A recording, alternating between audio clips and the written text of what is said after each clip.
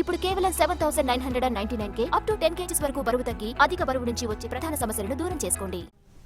Party ఫిరాయింపుల వ్యవహారంలో కేసీఆర్ బాటలోనే సీఎం రేవంత్ రెడ్డి పయనిస్తున్నారని ఆరోపించారు కేంద్ర మంత్రి కిషన్ రెడ్డి. బీఆర్ఎస్ నుంచి ఎన్నికైన ఎమ్మెల్యేలను తమ పార్టీలోకి చేర్చుకొని పార్టీ ఫిరాయింపులను ప్రోత్సహిస్తుందని మండిపడ్డారు. ప్రజలను మోసపుచ్చడంలో బీఆర్ఎస్ కాంగ్రెస్ దొందేనని విమర్శించారు.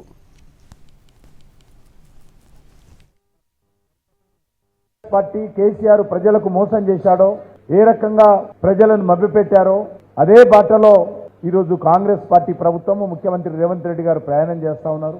రానున్నటువంటి మనం రోజుల్లో చూస్తా ఉన్నాము. గతంలో ఏ రకంగానైతే టీఆర్ఎస్ పార్టీ కేసీఆర్ ఇతర పార్టీల గుర్తుల మీద గెలిచినటువంటి వాళ్ళను నైతిక విలువలకు తిలోదకాలు ఇచ్చి మరి చట్టాలను పాతరు చేసి ఆయన ఏ రకంగా పార్టీ ఫిరాయింపులను ప్రోత్సహించారో, ఏ రకంగా ప్రజాస్వామ్యాన్ని కేసీఆర్ అవహేళన చేశాడో ఈరోజు కాంగ్రెస్ పార్టీ ప్రభుత్వం కూడా కేసీఆర్ బాటలోనే రేవంత్ రెడ్డి ప్రయాణం చేస్తా ఉన్నారు. రేవంత్ రెడ్డి కూడా ఇతర పార్టీల నుంచి గెలిచినటువంటి ఎమ్మెల్యేలను పార్టీలో చేర్చుకొని కనీసము ఈ రోజు వరకు కూడా శాసనసభలో బీఆర్ఎస్ పార్టీ మీద గెలిచినట్టు ప్రచారం చేస్తూ డాక్యుమెంట్ లో చూపిస్తూ మరొక దిక్కు వాళ్ళందరినీ కూడా కాంగ్రెస్ పార్టీ టికెట్ మీద పోటీ చేయించేటువంటి అవకాశం కల్పించినటువంటి అనైతికత ఈరోజు కాంగ్రెస్ పార్టీ వ్యవహారం చేస్తా ఉంది. కాబట్టి రెండు పార్టీలు కూడా మోసపూరితమైనటువంటి పార్టీలే, ఈ రెండు పార్టీలు కూడా అవినీతి పార్టీలే, ఈ రెండు పార్టీలు కూడా ప్రజలకు హామీలు ఇచ్చి మోసం చేసేటువంటి పార్టీలే,